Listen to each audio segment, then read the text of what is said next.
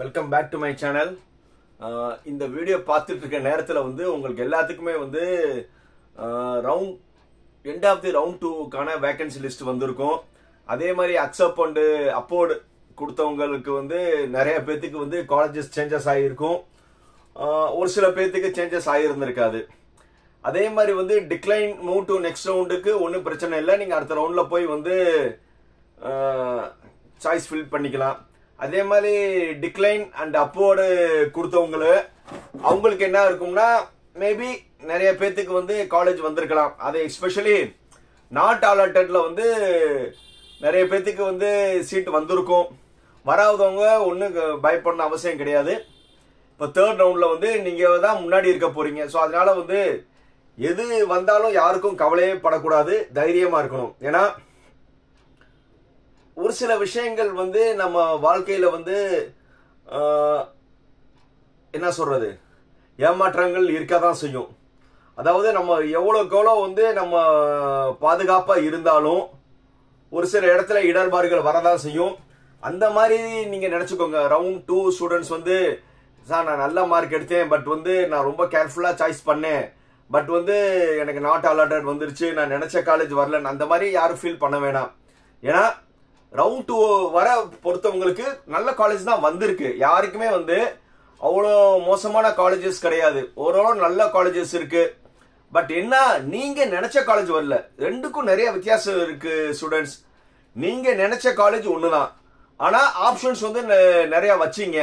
So நீங்க வச்ச ஆப்ஷன்ஸ்குள்ள வந்து ஒரு நல்ல காலேஜ் வந்திருக்கு, நீங்க நினைச்ச காலேஜ் வரல. அதே மாதிரி வந்து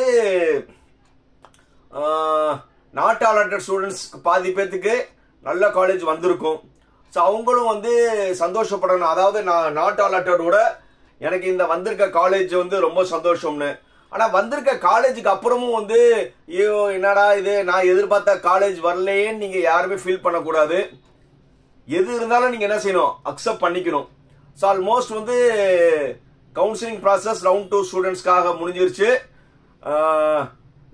அடுத்த ரவுண்டுக்கு வர்றவங்க வந்து ரொம்ப கேர்ஃபுல்லா வந்து சாய்ஸ் பண்ணுங்க. இன்னைக்கு வந்து என்னது ஆகஸ்ட் 23. இந்நேரம் நீங்க எல்லாருமே என்னது வேகன்சி லிஸ்ட் பார்த்திருப்பீங்க. ஸோ இந்த வேகன்சி லிஸ்ட்ல வந்து நீங்க ரொம்ப வந்து என்ன செய்யணும், ரொம்ப வந்து கேர்ஃபுல்லா வந்து எந்தெந்த இடத்துல வந்து வேகன்சி இருக்கோ நீங்க முதல்ல வந்து நோட் பண்ணுங்க.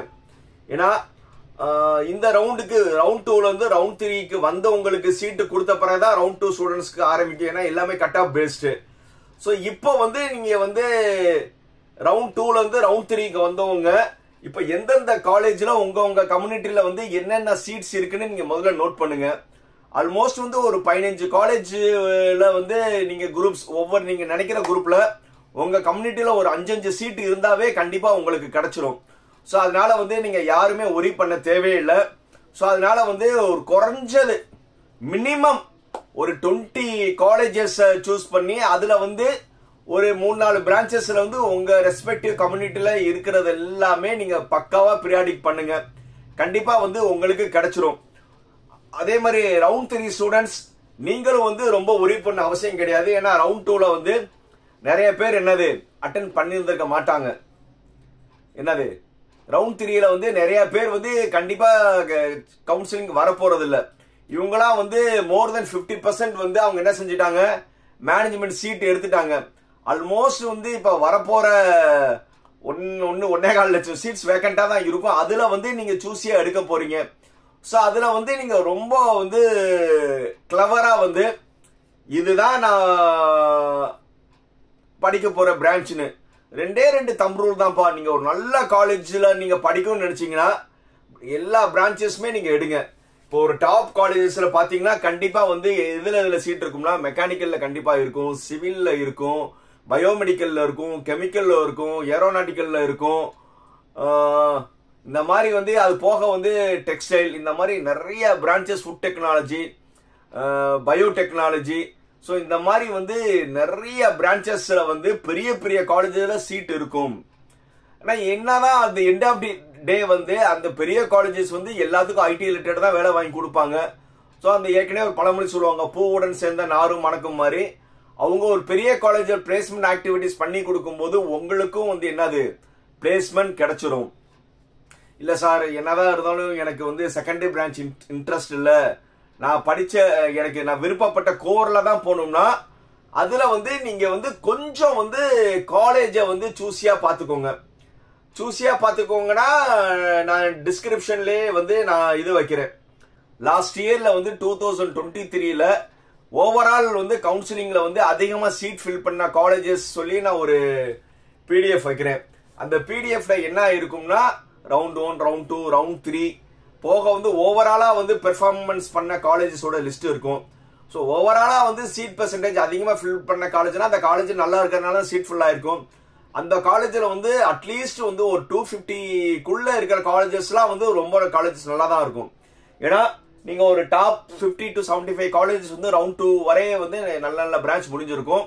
அதுக்கப்புறம் வந்து நீங்க ஒரு 200 இல்ல ரொம்ப லீஸ்ட் கேஸ் வந்து 250 வர ரேஞ்சில் இருக்கிற காலேஜஸ்லாம் நீங்க சூஸ் பண்ணீங்கன்னா கண்டிப்பா வந்து அந்த காலேஜஸ்லாம் வந்து என்ன மொத்தம் 440 காலேஜஸ் நம்ம ஆல்மோஸ்ட் ஒரு 50% நீங்க கனெக்ட் பண்ணாலும் அந்த காலேஜஸ்ல வந்து நீங்க நினைக்கிற பிரான்ச்சஸ் இருக்கும். பட் 1க்கு 4 தடவை வந்து அந்த காலேஜை பத்தி விசாரிச்சுக்கோங்க. ஏன்னா வந்து நிறைய யூடியூபர்ஸ் வந்து சம் காலேஜஸ் இன்ஃப்ளூயன்ஸ் பண்ணலாம்.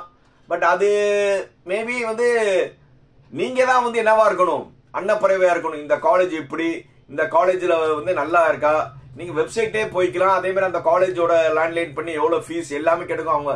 ஏன்னா அந்த காலேஜுக்கு ஃபோன் பண்ணி சார் உங்க காலேஜை தான் நான் சாய்ஸ்ல வைக்க போறேன், எவ்வளவு ஃபீஸ் எல்லாமே கேளுங்க, எல்லாருமே சொல்லிடுவாங்க. ஆனா வந்து மெயினா வந்து நீங்க ஒரு டீம் கிட்ட மட்டும் ரொம்ப கேர்ஃபுல்லா இருங்க.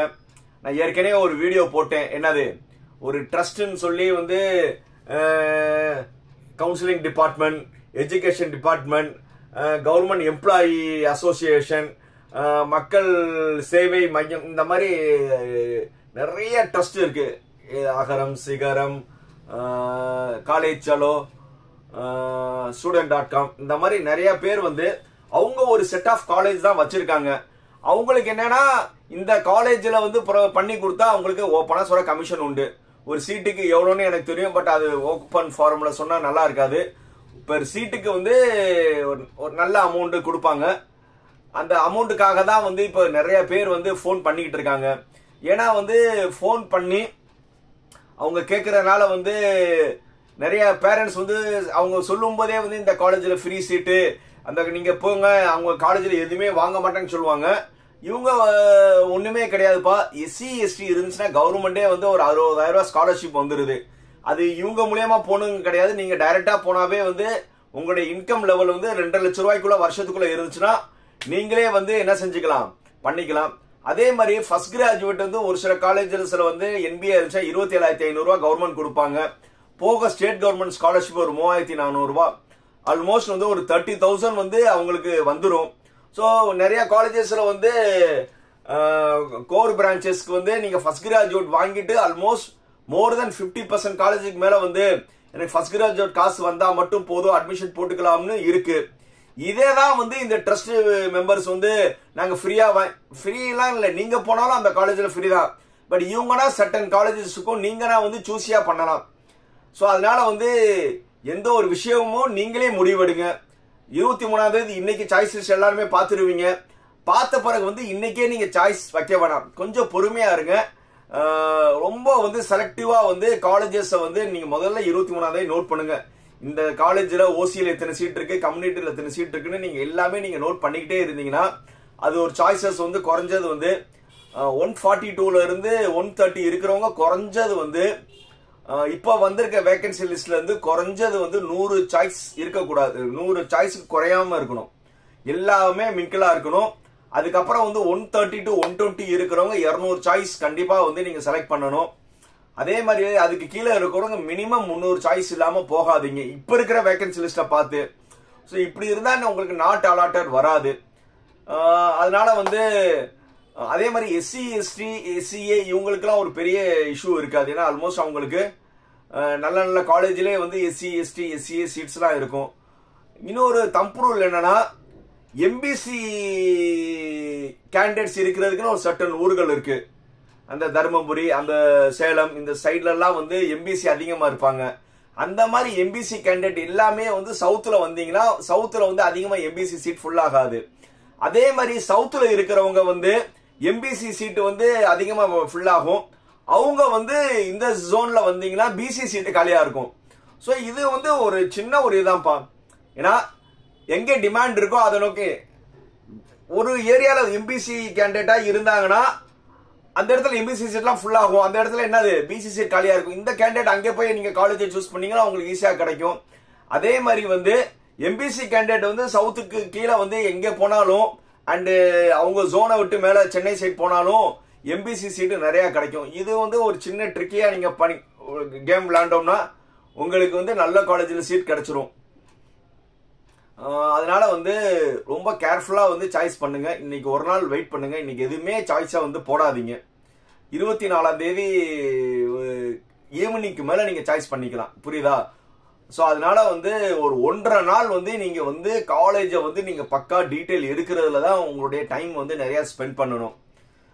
அதுக்கப்புறம் வந்து 24ஆம் தேதி ஈவினிங் 5 மணில இருந்து மறுநாள் 5 மணி வரை ஒன் டே ஃபுல்லா இருக்கு. சாய்ஸ் போறது ஒன்றும் பெரிய விஷயம் கிடையாது. முதல்ல வந்து நீங்க எழுதி வைங்க. நீங்க ஒவ்வொன்றா சாய்ஸா பார்த்து எழுதி வச்சுட்டு அதுக்கப்புறம் நீங்களே ஆர்டர் பண்ணிட்டு அதுக்கப்புறம் பண்ணுங்க. உங்களுக்கு என்ன ஹெல்ப் இருந்தாலும் எப்போவுமே என்னை கால் பண்ணலாம். நான் ஏற்கனவே சொன்ன மாதிரி 23, 24 இந்த 2 நாள் மட்டும் எனக்கு கொஞ்சம் அஃபிஷியல் கமிட்மெண்ட் இருக்கிறதுனால மார்னிங் வந்து 10 to 5 மட்டும் எடுத்துடுவேன். பட் ஒரு சில அஃபிஷியல் இதுல இருந்தேன்னா நான் கண்டினியூஸா உங்கள்கிட்ட லாங்கா பேச முடியாது. ஸோ அதனால வந்து இந்த 2 days மட்டும் 10 to 5 தவிர மிச்சம் நீங்க எந்த டைம் வேணுமாலும் எனக்கு கால் பண்ணலாம். அதே மாதிரி வந்து வேற எது இருந்தாலும் வந்து நீங்க வாட்ஸ்அப்ல வந்து நீங்க என்னென்ன டவுட்ஸ் இருந்தாலும் நீங்க வாட்ஸ்அப்ல வாய்ஸ்ல போட்டாலும் நான் வந்து உங்களுக்கு உடனே ரிப்ளை பண்ணிடுவேன். ஆனா ஈவினிங் 5ல இருந்து நீங்க டைம்லாம் எனக்கு ஒன்று தவிர நீங்க எனி டைம் எனக்கு கால் பண்ணலாம்.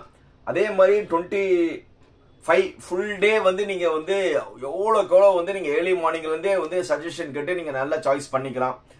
ஸோ அதனால வந்து இது சார் உங்களை நான் டிஸ்டர்ப் பண்றேன்னா அதெல்லாம் ஒரு டிஸ்டர்பன்ஸ்லாம் கிடையாது. ஏன்னா உங்க வாழ்க்கையே நீங்க டிசைட் பண்ண போறீங்க. என்னால முடிஞ்ச சின்ன சஜஷன் தான் நான் சொல்ல போறேன். நான் டிசைட் பண்ண போறது இல்ல. நீங்க தான் எல்லாமே பண்ணிட்டு சார் இது எப்படி வச்சுக்கலாம்னு சஜஷன் தான் கேட்க போறீங்க. ஸோ அதனால வந்து நீங்க என்னைய டிஸ்டர்ப் பண்றது எனக்கு டிஸ்டர்பா நினைக்கல. ஸோ அது வந்து எனக்கு வந்து நீங்க கொடுக்குற மரியாதையா நினைச்சுக்கிறேன். டிஸ்டர்பா நீங்க யாரும் நினைக்க வேணாம். எப்போவுமே வந்து என்னைய கால் பண்ணி உங்களுடைய லைஃபை வந்து நல்ல முறையா அமைச்சுக்கோங்க. நீங்க அமைச்சாவே வந்து அதே எனக்கு சந்தோஷம் தான். எப்போ நான் சொல்றதா என்னது லைக், கமெண்ட், ஷேர், சப்ஸ்கிரைப். பாய்.